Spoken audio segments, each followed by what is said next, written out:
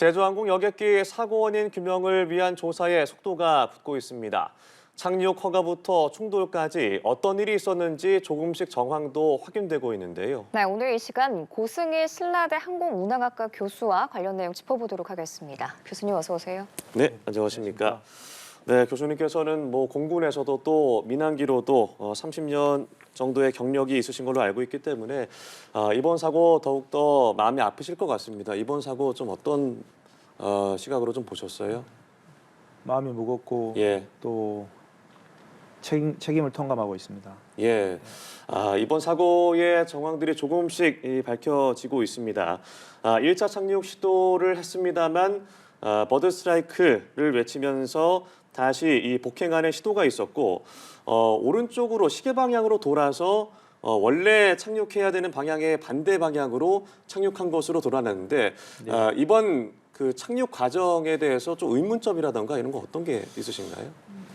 저는 크게 두 가지로 지금 의문점을 가지고 있는데 첫 예. 번째는 그 랜딩 기어 문제가 있었다고 했기 때문에 지금 돈체 착륙을 한 거고, 그런데 그러면은 그런 정상 절차 또는 수동으로 하는 또 비상 절차가 다 마련돼 있는데 예. 그 절차를 수행하지 못했던 어떤 상황이 어떤 상황이었을까에 대해서 지금 초점을 가지고 저도 관심을 가지고 있고 예. 분명히 이유가 있었을 것이다. 그래서 그걸 찾는 것이 지금 우리 이제 그 원인을 규명하는 일이 되었고, 두 번째는 그 충분히 시간을 가지고 또 고도가 확보되어 있었다면 크게 한 바퀴 돌아서 네. 원래 계획했던 대로 그 런웨이 제로원 방향으로 남쪽에서 올라가는 그 방향으로 내렸으면 시간이 10분 이상 소요되지만 그 매뉴얼로 랜딩 기어를 다운했거나 예. 또 플랩을 사용했거나 다른 장치들을 좀 사용하면 충분히 제동 거리를 더 줄일 수 있었을 것이다. 근데 그 시간을 확보하지 못한 이유는 어떤 것이었을까라는 게 이제 저희가 이제 궁금증을 계속 가지고 있는 상황입니다.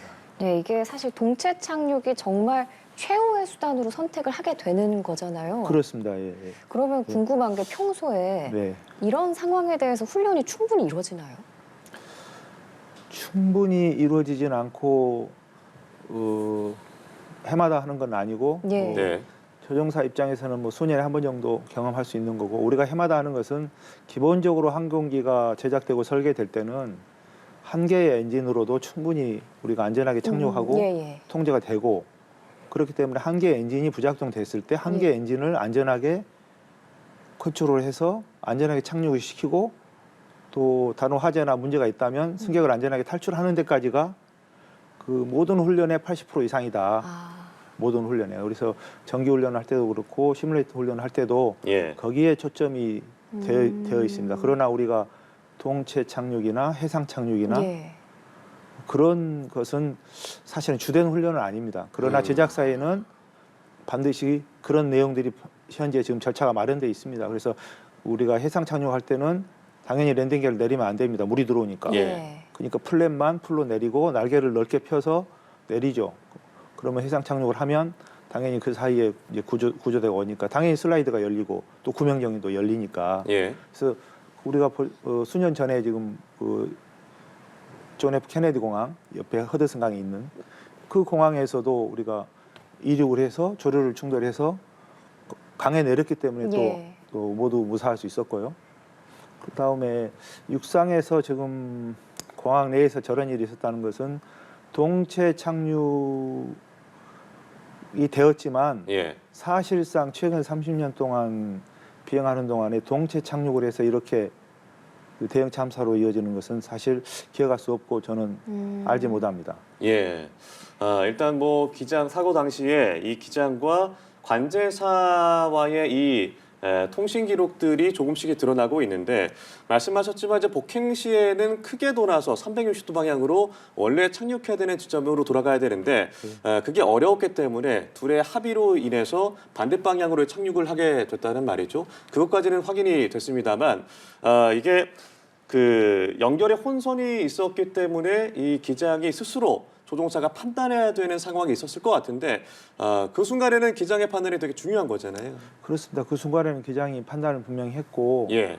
또 메이데이라는 한국 영어를 분명하게 사용한 것은 분명하고 확실한 통제할 수 없는 상황, 그리고 빨리 내려야 되는 상황, 또 관제 우선권을 받아야 되는 상황, 또 착륙에서도 내가 요청하지 않아도 모든 소방대나 의료팀이 준비가 되어 있어야 되는 상황, 그런 자동으로 다 이어지는 과정이기 때문에 그 관제사가 동의해서 그쪽으로 내렸다 그런 표현보다는 메이데이를 선포하는 순간에 조종사가 요청하는 대로 당연히 관제사는 도와줘야 되는 입장이죠. 예. 사실은 오히려 말을 많이 시키는 것도 사실은 필요하지가 않습니다. 그냥 방해가 될 수도 있습니다. 조종사는 통제하고 조정하는 데 지금 힘을 쓰고 있었을 것이고 예. 또 어떠한 상황에서는 그 조종 기장 부기장 간에 의사 업무 협동을 했을 것이고 예. 그 과정에서 반대방으로 급하게 내려야 되느냐, 크게 돌아야 되느냐, 다른 공항을 가야 되느냐, 고도를 더 올라가야 되느냐, 또 연료 소모를 해야 되느냐, 그대로 내리는 게 좋느냐, 굉장히 빠른 시간에 빠른 의사결정을 했을 것이다. 예. 그렇게 저는 생각을 하고 있습니다. 그러니까 메이데이를 외쳤다는 것은 그만큼 비상 상황이다. 정상적인 통제가 좀 어려운 상황이다라고 하면 거기서 관제 탑의할 수 있는 건 어떤 게 있습니까? 거기서 메이데이를 선포를 했기 때문에 당연히 예. 그 관련된 소방대나 의료팀이나 그 유관 부서에 모두 그 바로 아마도 거의 실시간으로 그 인터폰으로 잘 돼 있을 거기 때문에 예. 바로 연락을 해서 준비를 시켰을 것으로 생각을 하고, 다만 그 공항 안에 공항 소방대가 있고 또 밖에 다른 그 관련 소방대가 이제 추가로 출동을 하기 때문에 예. 그 소방대가 먼저 할 수 있는 것은 사실은 그 소방대가 끝에 갈 수도 없고 이 비행기가 시작점에 내릴 수도 있고 중간에 내릴 수도 있고 알 수 또 없으니까. 잔디밭으로도 벗어날 수 네. 있고 예. 또 어떤 요청사항이 있는지 모르기 때문에 아마도 이제 그 주변에서 대기하고 있는 상태죠. 예. 네, 이번에 또 참사 피해를 키운 또 다른 원인으로 그 로컬라이저를 지지하는 둔덕이 콘크리트로 만들어진 부분이 주목받고 있거든요. 이 시설물 전체는 어떻게 보셨어요? 사실 그 로컬라이저라는 것은 이제 그 비행기 항공기가 중앙선을 타고 활주로에 안전하게 착륙하기 위해서 이용하는 주파수인데 예. 방향을 유도하는 장치. 방향을 유도하는 장치입니다. 예. 매우 중요하죠. 그리고 우리가 이제 계기 접근할 때 기본적으로 로컬라이저만 이용하면 이제 비정밀이고 또 시작단 활주로 왼쪽에 또 강화각을 조절해주는 또 글라이드 패스라고 또 예. 그 안테나가 또 있습니다. 근데 그거는 이제 벗어났기 때문에 문제가 안 되고 있지만 정밀 접근할 때는 또 그 강화까지 사용을 하는데, 우리가 가르치거나 배울 때는 그 프리퀀시가 발사하는 것이 75MHz, 150MHz 자축을 해서 그거를 만나서 우리가 항공기에서 수신해가지고 가운데로 가고 또 간섭이 있는지 없는지 그런 것을 이용하는 입장이지, 예. 사실 운항하는 기장 조종사 입장에서는 그 시설이 콘크리트로 되어 있는지 그런 것에 대해서는 사실은 관심이 얼마 없고 또 만약에 그런 것이 그렇게 되어 있다면은 정부에서 발행하는 공항 간행물에 고지가 돼야 되고 예. 예. 명기가 되어 있어야 될 거고, 그럼 그런 부분에 대해서 조종사들이 스터디를 했을 거고, 그럼 공항마다 또 노티스 해주는 그런 절차들이 다 있기 때문에 예. 그 공항의 특성들이 미리 알려져서 항공사에서 교육을 하고 훈련을 했어야 될 텐데 그런 부분에 대해서는 우리가 부족했다. 인지하지 못하거나 알지 예. 못. 기장 입장에서는 예. 지금 항공기를 안전하게 통제해서 착륙한 다음에 내가 활주로 끝을 침범을 하더라도 어느 정도의 파손은 각오했을 것이고, 예. 그러나 동체 착륙해서 대파가 이루어지고 승객 탈출을 명령까지 할 수 없는 지경까지 이루어진 것은 예상하지 못했을 것이다라고 생각을 합니다. 예, 결국에는 그 이 블랙박스를 통해서 사고 원인을 규명을 해야 될 텐데, 일단 음성 기록 장치는 추출을 해서 복원을 하는 작업에 들어갔지만 이 비행 기록 장치는 연결 장치에 문제가 있어서 찾지 못해서 미국으로 보낸다고 합니다. 좀 시간이 걸릴 것 같은데 어떤 부분을 좀 파악하는 게 중요할까요?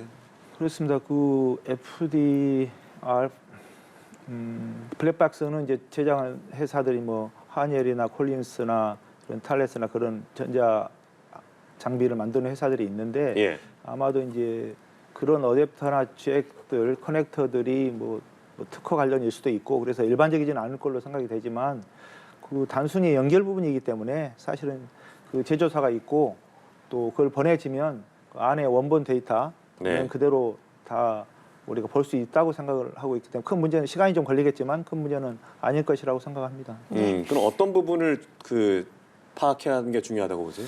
거기에서는 당연히 블랙박스는 그 플라이트 데이터 레코드니까 네. 그 비행 자료 그래서 헤딩 고도 속도 기본 재원들이 어떻게 잘 유지됐는지 또 엔진 상태도 다 나오고요.